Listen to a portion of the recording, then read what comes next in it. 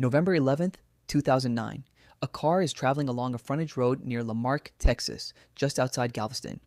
Inside, passenger Joe Garza notices something up ahead. It's a car, but not just any car. It's a Bugatti Veyron. Today, seeing a Lamborghini or Ferrari on the highway might be enough to make someone pull out a phone. But in 2009, a Bugatti Veyron was on another level entirely. This was one of the fastest, most expensive, and most technologically advanced production cars ever built. It had 16 cylinders, 4 turbochargers, more than 1,000 horsepower, and a price tag of well over $1 million. There were only a tiny number of them in the United States, so Garza did exactly what you might expect. He started filming. The Bugatti was traveling along the road beside them, and for a few moments, that's all the video captured. A spectacular car driving through Texas. But then something happened. The Bugatti began drifting toward the edge of the road.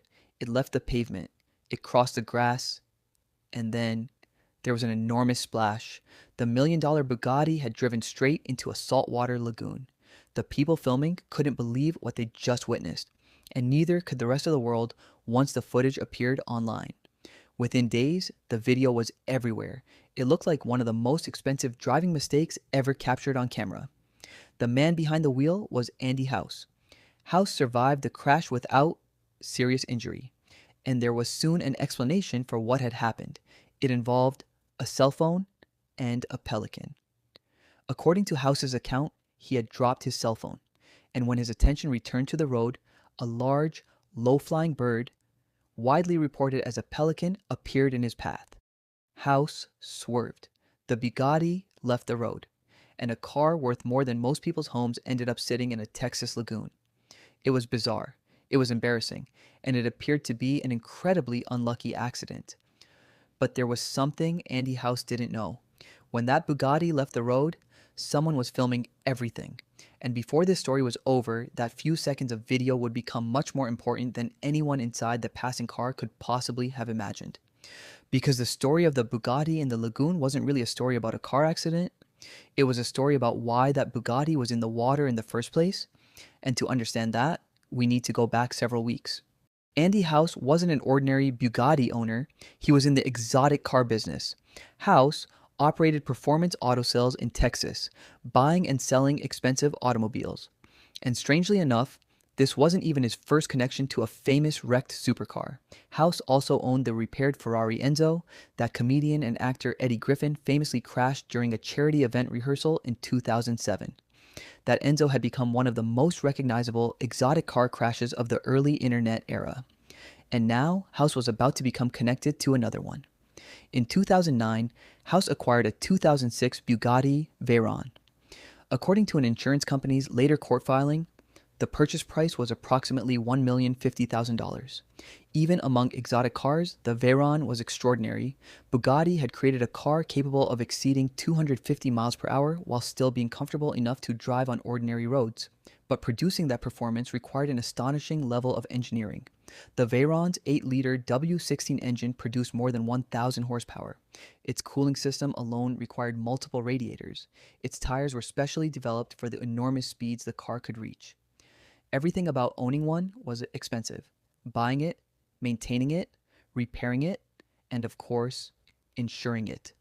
On October 1st, 2009, House added the Bugatti to a collector car insurance policy issued by Philadelphia Indemnity Insurance Company.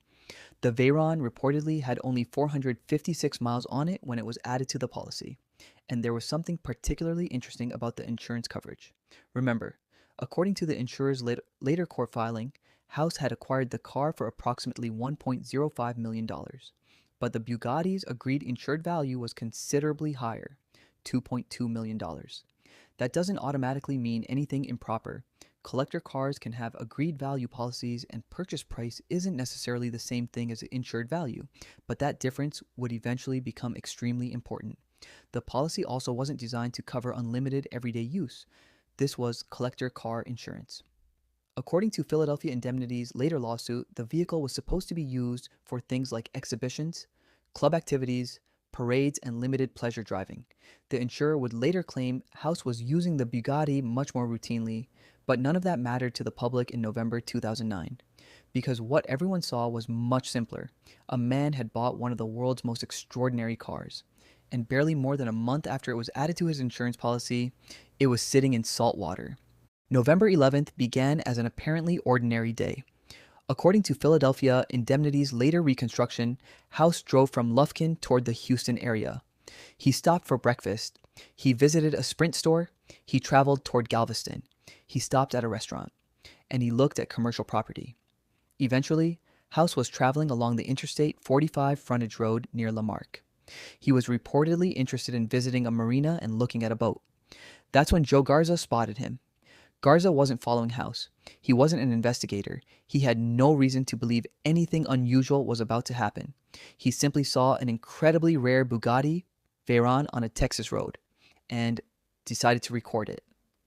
That coincidence would change everything. The video shows the Bugatti traveling ahead. Then the Veyron leaves the roadway. It doesn't flip. It doesn't collide with another vehicle. Instead, it crosses the grass and heads directly toward the lagoon. Then comes the splash. The car settles into shallow salt water. House gets out. But something strange happens next. The Bugatti's engine keeps running. Think about what that means. This isn't simply a car sitting in water. The engine is operating while parts of the vehicle are submerged in salt water. Contemporary reports said the Veyron continued running for approximately 15 minutes. A tow truck operator who arrived at the scene later recalled that the car was still running, and every additional moment potentially meant more damage to an automobile that was already extraordinarily expensive to repair. House later said mosquitoes around the vehicle contributed to his failure to immediately shut the engine down. At the time, though, the entire episode still looked like an incredibly unfortunate chain of events. A dropped phone, a bird, a sudden swerve, a multi-million-dollar insurance loss, and an engine left running in salt water. The following day, November 12th, House contacted his insurance company. He submitted a claim. The amount? $2.2 million. And that's when this stopped being simply a viral internet video, because Philadelphia Indemnity Insurance Company began investigating what had happened. And investigators had something most insurance companies could only dream of having after an unusual accident. They had video of the crash itself. By now, the footage was spreading across the internet. Millions of people could watch one of the world's most expensive automobiles disappear into a Texas lagoon. But when people watched closely, they started asking questions. Remember the explanation. House had described circumstances involving a dropped cell phone and a low-flying pelican. But there was a problem. The video didn't appear to show a pelican crossing directly in front of the Bugatti.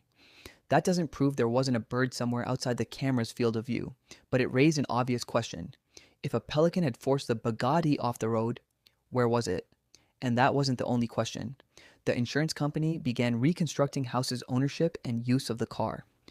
According to Philadelphia Indemnity's later federal lawsuit, investigators concluded House had driven the Veyron more than 1,200 miles during roughly the month he'd possessed it.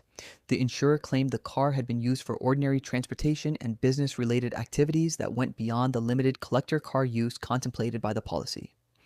Investigators also examined how House had acquired the Veyron. According to the insurer, House purchased it for approximately $1.05 million with financing provided by a friend and business associate named Lloyd Gillespie. Gillespie was listed as the loss payee on the insurance policy, and once again, investigators were staring at those two numbers. Approximately $1.05 million to acquire the Bugatti, an agreed insured value of $2.2 million. Then there was the crash footage itself.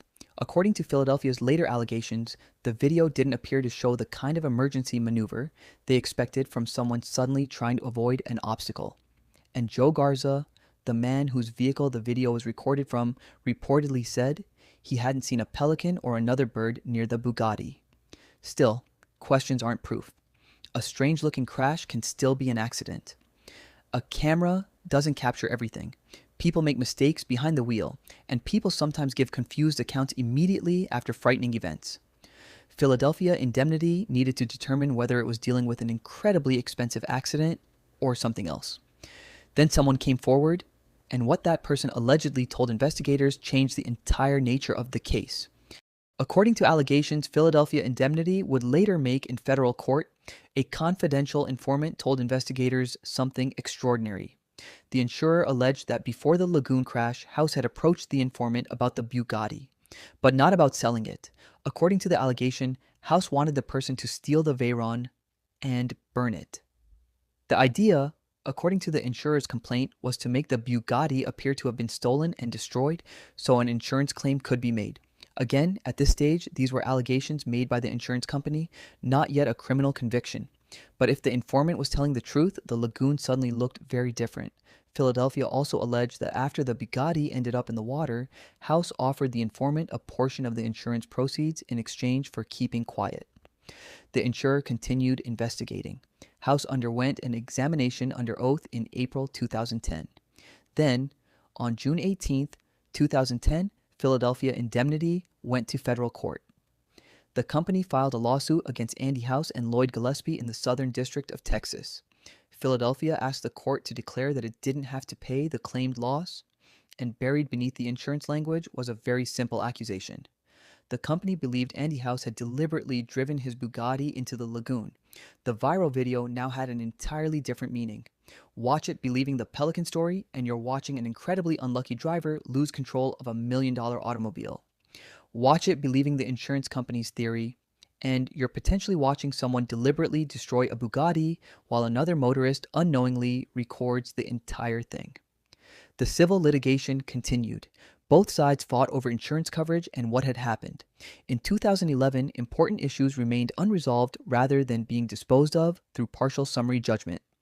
Eventually, in October 2012, the civil insurance dispute was settled. House reportedly received approximately $600,000.